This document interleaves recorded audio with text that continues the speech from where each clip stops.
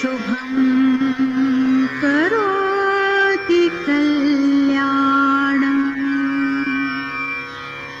आरोग्यं धनसम्पदा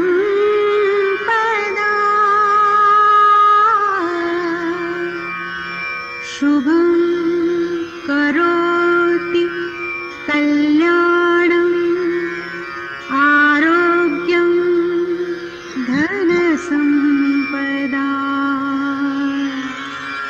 शत्रुबुद्धिविनाशाय दीपज्योतिर्नमोऽस्तु ते नमो।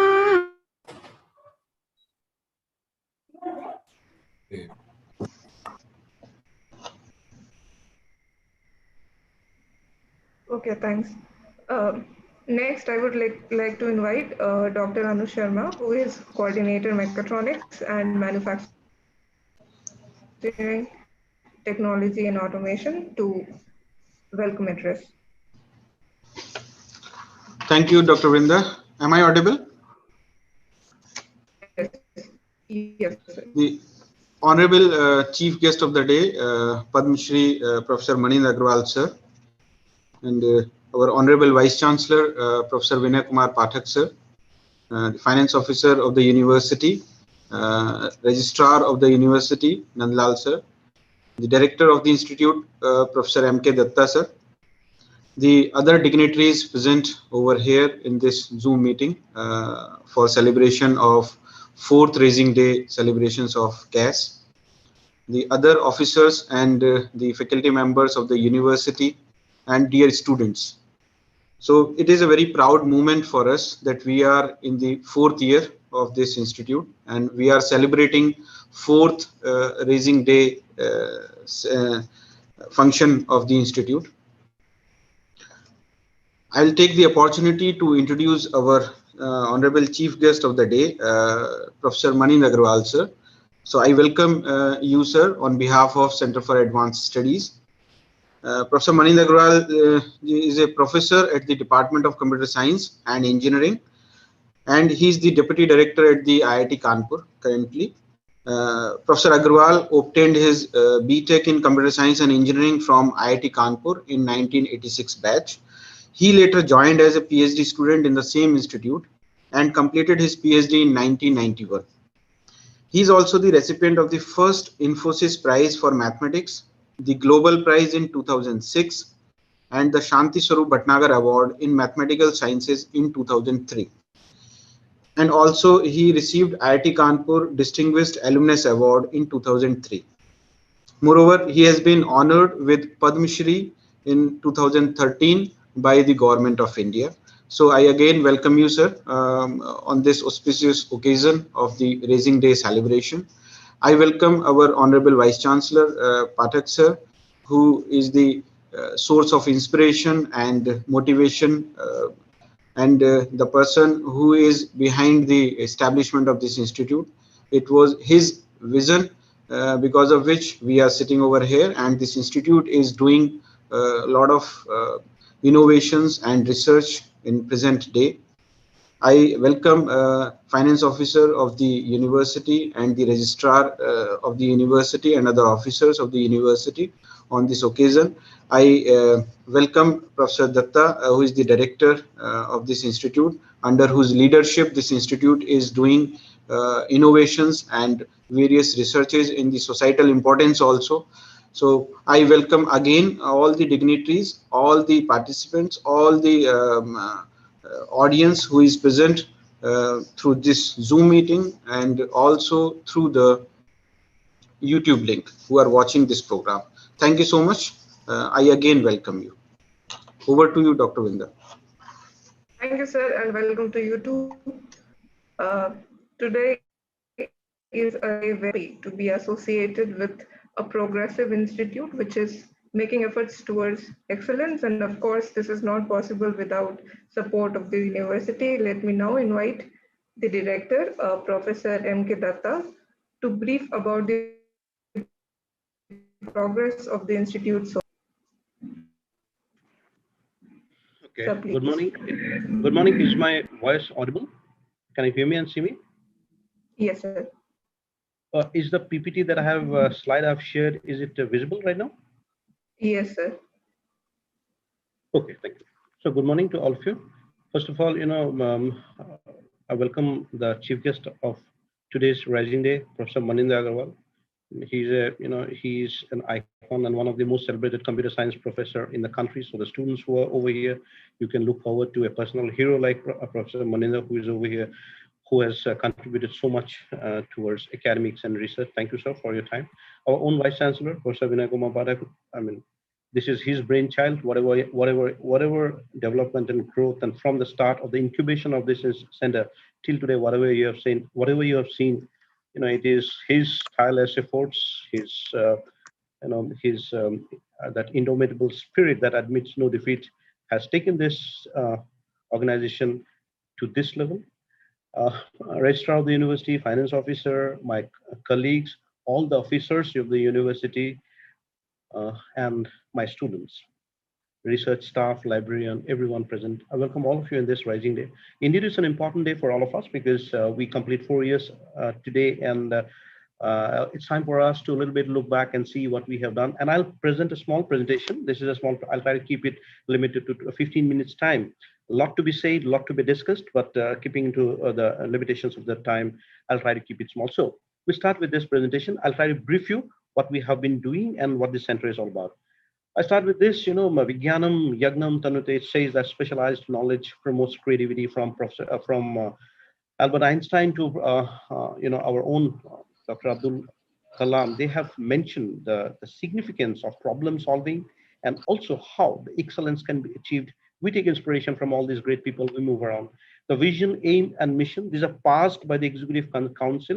Of course, the vision is to provide with a center that will foster the most challenging research collaborative environment in the state, also in the country. The aim is to develop a unique model institution on its own, which can foster innovation and research with academic learning. And of course, there will be a mission step by step to achieve the vision.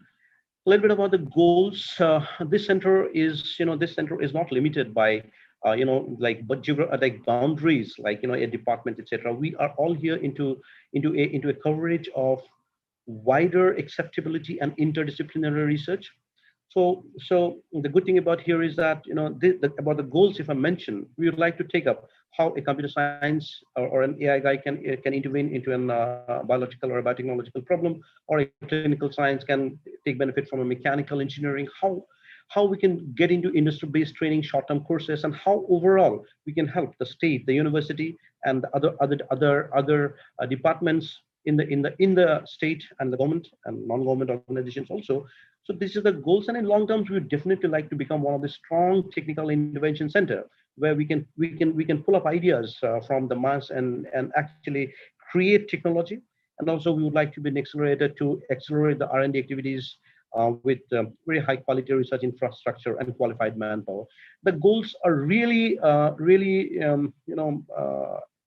challenging, and we are up to here to live with the commitment that no, in a short duration of time in near future, we would like to achieve something, and this center becomes a known name in the state and the country. A little bit about our own academic program currently, because let me tell you, this center has got around 14 areas approved from the council, from the DPR. Currently, we are functional in 5 areas. We have got computer science and engineering. If you really look into the core part of the focus of computer science, we are into AI, we are into cybersecurity, some kind of information communication technology, data science, analytics, IoT, computer vision, cloud computing. So these are some of the focus area. Mechatronics, we have robotics, SCADA and PLC, AI-based systems. How do we integrate AI into? Once again, you can see how the interdisciplinary comes into picture, how AI can be integrated into a robotics environment, drones for aerial systems, and everything that should be the research. We are trying to make it in such a way that it actually addresses the problems of national and societal importance. Manufacturing technology, as we all know, is an important course, is an important area, and the country needs manufacturing units and hubs to counter the economy. The energy science and technology, of course, energy conservation, energy creation, energy preservation, is something the world is looking forward to, and definitely in our center also we would like to have courses and researches to ensure that we do something innovative in energy science, and the country definitely needs proper energy solutions. Nanotechnology is another area where there is opportunity that galores and technology and science can be developed in nanotechnology with formulation of nanoscale devices and nanoscale materials that may have high social and national importance. So all this you can see, all these areas in which we're working are interdisciplinary in nature, and we have a cohesive kind of an environment where the faculty and students can interact with each other to go for collaborative and cohesive research. This is the state of art. This is the current present state of the students and admissions. We are currently running only MTech and PhD programs. So around 88.19% of our seats are filled, which is a good idea, which is a good, good symptom for a university, for an institute which is pretty new. And also we have got started PhD programs, and we have got PhD scholars who are paid 40K per month, and they are doing some research. I'll show you, in my coming slides. This is about the faculty. You can if you really look into the faculty profile, some of the faculty are really good. I think almost all faculties are handpicked. They have good education from top institutions of the country like IITs and central universities and triple ITs. So you can see we are very proud of our faculty, and they have been doing a great job in mentoring the students and creating science and academics in the institution. Some of the faculty who have joined new, they're also very highly qualified, and you can see that these guys having the specialization of area into different domains brings that innovativeness, and brings that special factor and strength in the institution, where these faculty will mentor the students and form the teams to create and do world-class research and academics. Need to mention and acknowledge the support staff also. We have registrar, assistant registrars, and research engineers, computer programmers, librarians, and others who at the back end does their responsibility with significant responsibility to ensure that things happens in the institute in the proper way. Thank you all of you for being there. We a little bit look into the research. I have made my slide in such a way that we'll go through some innovative works and research. We are a young institution. Currently we have only one regular faculty in the institution. Currently the faculty recruitment is also not complete. Looking into that, we already have got around 160 research publications indexed in Scopus, out of which 558 of them are of high quality impact factors. I'll show some slides a little bit in next slide also. And you can also see that the pattern like in 2018, 19, 20, and 21. This is a screenshot taken from Scopus, and we are progressing in nature. That's a good sign. Also, of course, a long way to go, and we would like to have more number of research publications coming out from the good work that is done. So many of the positive sign is many of our MTech students have also published high quality research papers, and the ambience, the competitiveness, the healthy competition, and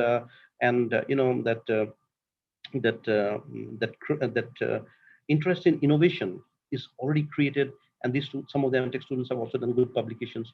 You can see this is a distribution. I'll take a moment and tell you, the encouraging thing about the research publication is that we are not restricted to only computer science or engineering. You can see because Scopus have their own nomenclature method. So what you can see here is that we have already published good number of papers in computer science, engineering, medicine, physics and astronomy, decision sciences, energy, material science, mathematics. So what I would like to mention over here is that the interdisciplinary nature of the institution has already started taking the shape.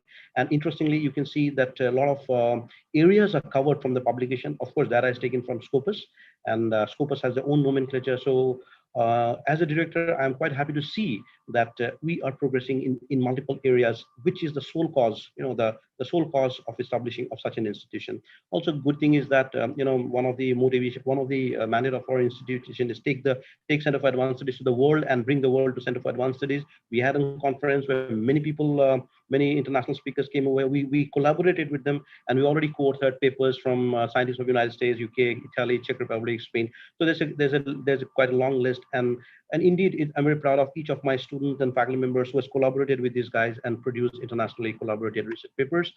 A glimpse to you, which you can see some of the sometimes, the institution, in a institution as young as Center for Advanced Studies will be known by the quality of publications initially. We do not have too much things to show off at this moment, but some of the the quality of publication, for example, you can see impact factor of 15.881, impact factor of 13.473, and all these listed journals have got impact factor of 5 plus. I think so this is a positive sign, and this gives you more reasons to dream that good quality of research publications and competing with international institutions and having a competitive environment at par with international academics and research benchmarks.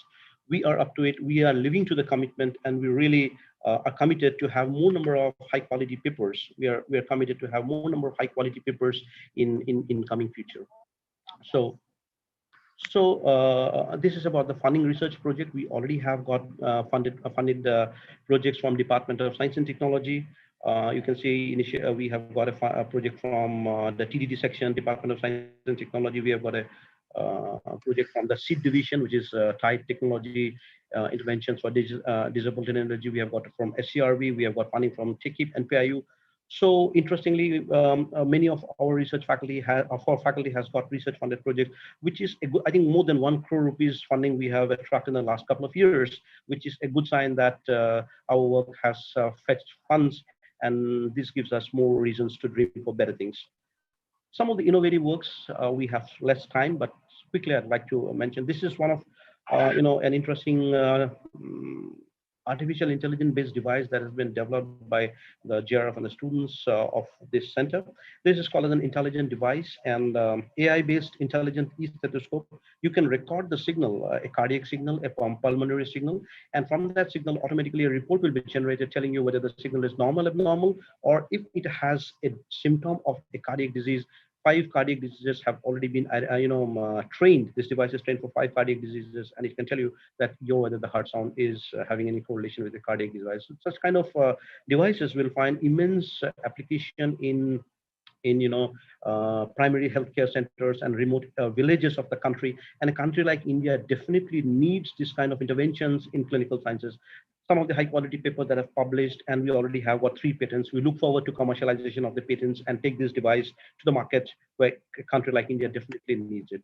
Some of the innovative works, this is a blind assistive device. Once again, I'll try to keep it short. It's an artificially intelligent device, small device, which you can make less than 5,000 rupees. And a small single board computer like NVIDIA, that Jetson Nano or a Raspberry Pi can work on that. And this device will help a visually impaired person to walk around, to see the surroundings, even to read a newspaper, to read a restaurant menu, or to find obstacles around. And also this device is trained to identify more than 100 objects.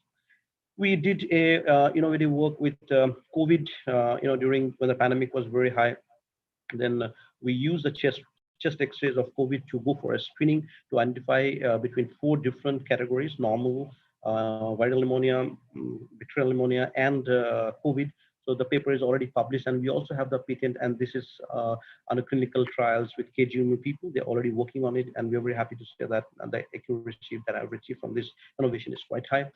Also, we have got some very innovative machines, because as the times are challenging, the engineers and the technologists has to put their feet forward to develop technologies. You can see this is a currency sanitizing machine, which is a demand of the hour.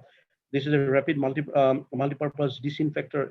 Our Dr. Anuj Sharma, who was the lead scientist for this, have developed in very short time these prototypes, which have got immense application in current times of COVID times. And you can see the patents are already filed, and we hope the patents will be granted, and we can take them forward for commercialization. Some more innovative work. It's an interesting hospital, automatic hospital assistant robot, which has got multifunctions, a pressure sensor based robotic hand. You can see a tunnel, a sanitizing tunnel, where you can clean your bags and luggages, a PPE kit sanitizer. We've got face shields and luggage sanitizing units. So these are some of the innovative work done in very short term, to take care of the COVID situations. Some of the research work, I think I have less time, but I'll try to quick cover. One is artificial intelligence in agriculture. So what we are trying to do here is that make a camera, fix it with a drone, take the images. Let's say we have got a 10 square kilometer plantation. it will in real time, it will take the video coverage of that, and artificial intelligence based models have been deployed. And you can see there are 4 research papers already published, and we are trying to take this technology forward where identification of plant diseases will be possible. So, in technical intervention in agriculture and in a country like India, we get a lot of losses by damages of crops, and these kind of technologies might definitely be useful to prevent damage of crops and prevent some losses. Automatic identification. Now, this is a significant. I'll take a minute to tell you. Mobile radiations like 4G. We are carrying with 4G. The lockdown has brought more radiations. In the homes. So whether this 4G is affecting the brains or any other kind of health situations or not, we did an experiment with a small animal called Drosophila. It's a very small insect, and using some artificial intelligence algorithm, we could find that in the cellular level of the brain, there were changes in morphological changes reported, and hence this was an important finding. And Center for Advanced Studies is already working on that to find more significant results to establish that how these 4G radiations are affecting the human brain. For example, we also have got computer vision based artificial intelligence models to take a photograph of a fish and identify whether the fish was exposed to contaminated toxic substance like mercury or industrial waste. Automatic detection of acrylamide from these are all published papers. For example, we eat French fries and potato chips, and we develop technologies like take a click of the photo and click it, and then the report will come out whether this French fry or the potato chip has got acrylamide content, which is carcinogenic, causes cancer. Corrosion mitigation techniques. You can see how lemon seeds can be used for material. These are all socially relevant work. For example, we worked with KGMU to do a machine learning based work for cervical cancer predictive modeling. How to improve, and identification of dysphagia detection in children. This is also biomedical paper. These are all AI based paper. Diagnosis of autoimmune diseases from the cellular structure. This paper is also published. Ventricular fibrillation, detection of ventricular fibrillation through a EEG visualization technique. So these are all social relevant work you can see. Some ventilator, how to split the ventilator for multiple uses. So cash joint with hand with SGPGI to form this kind of technologies which are important in the COVID situations. Biodegradable, you can see biodegradable, these cutting fluids. These are also developed in our center. I'll take a moment to tell you this. I'm very proud of this slide. I'll take a moment to tell you, there are a lot of innovations we are doing with our students. I'm trying to put this in this form of a poster. And I was very proud. This was a moment of pride for me when our Honorable Governor, Madam Her Excellency, was visiting Center for Advanced Studies, and I was so proud to show them these slides. And of course, she was of good praise for the center. And let me tell you that I'm proud of each of the students, the GRF and GRFs and the PhD scholars who are working into innovation and producing something for the country. And we hope that this journey of innovation continues. Really, really, I'm proud of each student whose names and photographs comes in this picture. And let me tell you, all this work are highly social relevant in nature, and these kind of technologies are really required for the nation. And all these technologies are supported by patents and publications, and which so that the research is reproductive in nature, and others can also contribute to that. I think I'm already running out of time. I'll quickly finish in next 2-3 minutes. Some of the research labs, we have finest AI lab of the country with very high computing powers. And we would like to collaborate with many other institutions and extensively provide these resources so that all the young kids and the AI scientists who want to implement things, so resources will no longer be a limitation. This was once again the brainchild of our own Honorable Vice Chancellor, and there was a great support from our Professor Manindra, who was with me was the chairman of the committee for getting this lab in place. We have at Google Developers Code Lab, which is mainly for Android app development. We have a lab called a cyber simulator lab, where you can simulate cyber threats and real time and do experiments.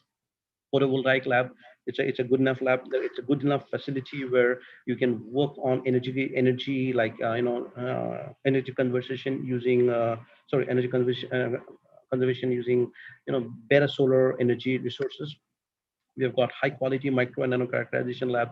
We've got material chemistry. These are very high-end labs. And I tell you, these labs are definitely going to produce good technologies and good scientific researchers, nanofabrication, energy conversion, storage labs. So what I'm trying, we have got industrial automation lab, we've got a robotics lab. And I tell you, let me tell you, all these labs are very high quality labs. And we in future would like to extend these facilities to the entire set of organizations and NGOs of Uttar Pradesh so that they can come and take advantage of these resources which we are creating in our center. 3D printing labs, all of us know that 3D printing is quite an important area in which we can take technology forward. This is a very high quality lab. We have got a biomedical and IoT lab where we are trying to make a lot of biomedical sensors and integrate them with artificial intelligence models to make devices which will be important for the society and the country. We have got a very good quality library. A good number of books have come up, and importantly, we have got access. I'm very proud to tell you as a professor in charge of the library also that we have given access to all our students in the university, to Taylor Francis, Wiley, Springer, all the major databases, and all of them are carrying this access in a small app called MyLoft in their mobile phones and laptops, and they have got access to the entire these popular and huge databases of these publishers. We are proud of our students. Let me tell you, Jewelry has got a full scholarship in Denmark. Ghanshyam got a full scholarship in IIT Jodhpur. Manoj Kaushik, who is currently doing away, he already has got three high quality research paper published. Abhijit got an admission in IIT Kharagpur. So considering a new institute, and when this sparks, we can see from the young students, it gives me more reason as a director to dream for better and dream for more. We can always think for big. These guys, Abhijit, Shiva, Mansi got a European, I think Mansi got a European fully funded PhD program. Charu got into Indian Institute of Technology, a PhD fully funded program. So all these guys, they are showing that spark so that, a director like me can believe in his dream that yes, it is possible. And these guys are going to take this institution forward, and definitely we look forward to more and more achievements for the students. We are trying to do some workshops and meaningful trainings which are relevant to the society. For example, this slide shows you, three artificial intelligence based workshop that we had done. One was for the faculty, and these two were for the students. We teach them, end-to-end program. We introduce them with machine learning, and we end up with deep learning models, complicated models, so that they can use this model in their project developments and implementing their ideas. We have a cohesive method of sharing the knowledge, like research seminars. You can see we do it in weekly basis. So I congratulate all of the speakers like Ritesh, Neeraj, Soumya, Rakesh, Kumud, and all of you who have presented knowledge sharing sessions. And of course, all these knowledge sharing sessions will motivate others to learn from your knowledge. And this is how the coexistence in research goes on. Some of the webinars that we considered, Karl-Heinz Brandenburg is the inventor of MP3 player. He's known to me from last around 7 to 8 years. He was kind to deliver a lecture. When somebody like Professor Brandenburg comes and addresses our student, it's a matter of pride, and we can draw a lot of inspiration from this guy. Liliana was the president of of IEEE, that cyber society. So she was also kind enough. So we're trying to bring those people who interact with our students, and they give them the share their dreams, and the motivation remains. Some moments of our pride, with our honorable vice chancellor, with our honorable chief minister, there was a launch of a COVID app, which I was trying to show you. From chest X-rays, the app can detect whether it's a COVID or pneumonia or a normal. Also, Dr. Anuj and our own Honorable Vice Chancellor are demonstrating some of the COVID innovations to our Honorable Governor, Madam, in Raj Bhavan. Of course, this is a picture of a personal pride to me, where I was explaining my students' work to Honorable Governor. Also, we had a very highly, interactive conference where people across the world from top universities like Iowa State University and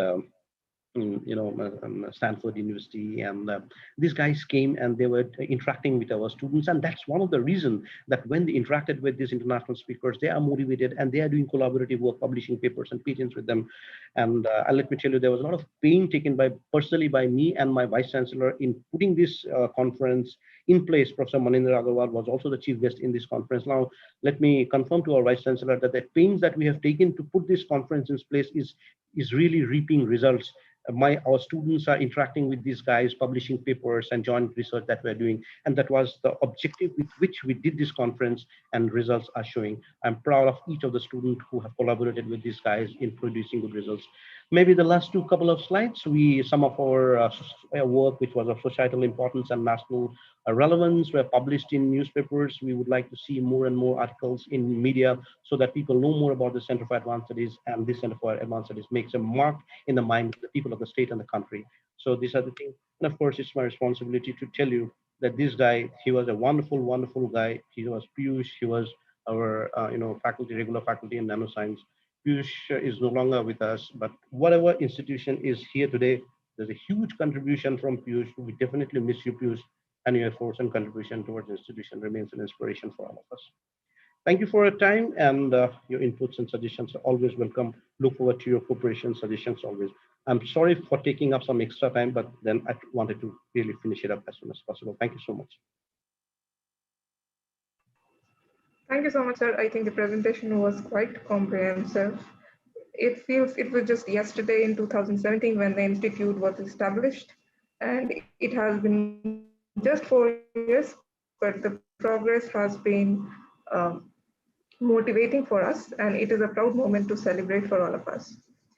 Next, I would like to take this opportunity to invite our Honorable Vice Chancellor, Sir, Professor Vinay Kumar Pathak, to kindly address us on the occasion.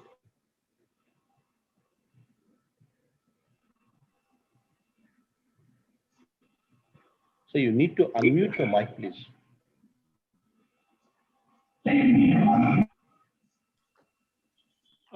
Is my voice audible, please? Yes, sir. Yes, sir. So, Honorable Chief Guest, Professor Manindra Agarwal ji, the Director of the Institute, everybody who is associated with CAS.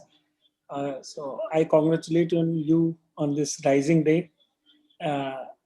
Amidst of this COVID pandemic, I think the Center of Advanced Studies, which was established 3 to 4 years back, was a dream project for all of us, especially for me.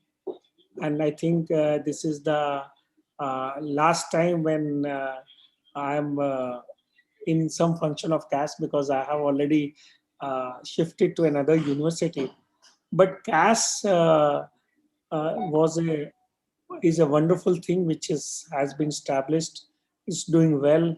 It's doing a lot of other things, and under the dynamic leadership of Professor M.K. Datta, it is now seeing another kind of coordinates. I am happy. I have seen your progress report, which was fantastic and very nice kind of a report. I hope that if we are able to stuck up and do some new appointments, do some good kind of a research, CAS will grow leap and bounds. My best wishes are with all of you, especially with Professor Datta and all the people who are in the CAS. We have got wonderful faculty. We lost one faculty in this pandemic, which was very, very painful to all of us. Today, I also remember on this rising day, Dr. Piyush Agarwal, Dr. Piyush, who has been working in nanotechnology. Although yesterday I signed one job for his wife, which can be one of the tribute for all of us. But he was a wonderful person. At this outset, I really want to see that all of you grow with leap and bounds, and CAS has got definitely a big future. Thank you very much, and thanks a lot. And we are eager to hear now Professor Manindra Agarwal. Thank you so much, sir. Thank you for your kind words. Now let me introduce Professor Manindra Agarwal, who does not require any introduction as such. He is a well-respected scientist in the country and worldwide. Sir, may I request you to speak a few words for us? Thank you, Dr. Yadav. Honorable Vice Chancellor of AKTU, Director of CAS, Professor Datta, and all faculty, students, and participants to this event. My heartiest congratulations to CAS for completing 4 years of its existence. And I still remember the early days of CAS and the vision of Professor Pathak, which led to establishment of this institute. And from those days to see it come to the flourishing stage that it exists today, I keenly observed the presentation by Professor Datta, and it was so heartening to see such wonderful labs which have been established. The quality of work that is coming out of it is already of good quality, and I am very sure that with this speed at which this institute is progressing and the infrastructure it has created, it can really make a big mark on the national and international scenario. But in order to achieve that, infrastructure is required as an essential component. But what is even more important is the approach taken by its faculty and students. Because infrastructure can be used in multiple ways. It can be used to create, research which can get published in journals, conferences, and we can just continue with that in that direction. On the other hand, it can also be used to create new technologies which can be of great help to the society in general. And I'm very happy to note that in this COVID period already, a few very interesting technologies were created as well as deployed. Now, what is required is to take that approach forward and to be a bit bold.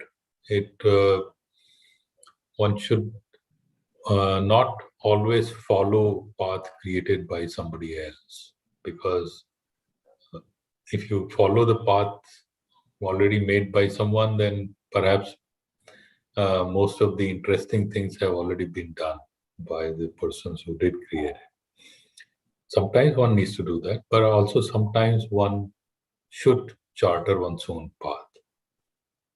With the facility that exists at CAS, I think of all the faculty and students associated with it should strive to charter new directions and find new technologies. Our society has so much to gain from development of usable and useful technology. We have our own set of problems, and such problems are not really solved by the Western world. So we have to solve those problems ourselves. And that is where institutions like CAS can play a really critical role. You have wonderful faculty, wonderful students, a lot of energy in it.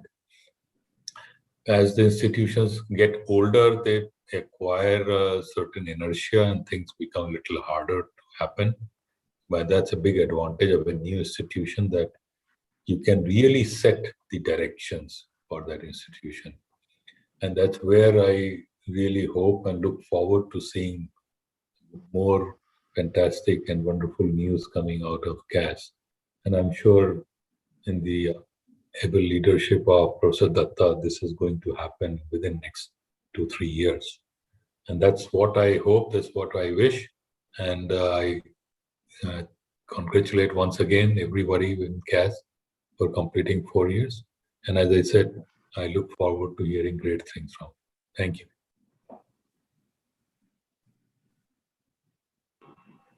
Thanks so much, sir. Thank you for your suggestions. I hope that the institute goes over and beyond with the progress made so far, and we do years. I'll just interrupt Brinda for a moment. I'd like to personally. Yeah, sure. I'd like to personally thank Professor Manindra Agarwal for taking his time for the students. Let me tell you, if you need a hero, he's already there. And with the amount of contribution, I don't know whether how much of you know what is an open problem and what is how challenging and open problem is to solve in mathematics or in computer science. And the contribution that he did, I mean, and at a very young age, he got the awards like Padma Shri. So we can always look forward to him. I mean, I really thank you, Professor, for all your time, because your presence in itself is an inspiration, because with quality, with the amount of recognitions and achievements you have. And also Professor Pathak, I mean, our own Vice Chancellor, because with his able leadership, we could never ever, face any kind of hindrance in CAS. I think with me, all of you will agree. All of you will agree, my faculty and my students and my research engineers, others. Professor Pathak had always taken that extra pain to resolve problems. And definitely CAS was blessed to have a visionary founder like Professor Pathak, and a kind-hearted person to resolve the problems. We'll definitely miss you, sir, for your, for your, and we wish you all the best for your future endeavors. And I wanted to personally thank both of you for your time, who you took for that. And of course, Piyush, we definitely miss you, and Piyush will be missed for a long time. Anyway, Brinda, you can continue, please. Okay, so we are coming to a close. Though it is a day to celebrate, it is not limited to this particular 1 hour. You please feel free to have fun and enjoy the rest of your day. I would like to again thank the speakers, Professor Manindra Agarwal, our Vice Chancellor, sir, Professor Vinay Pathak, Director, sir, Professor Datta, Anuj, sir, and everybody who has joined here on Zoom, and everybody who is watching us on YouTube. Have a nice day. Enjoy your day. Thank you very much.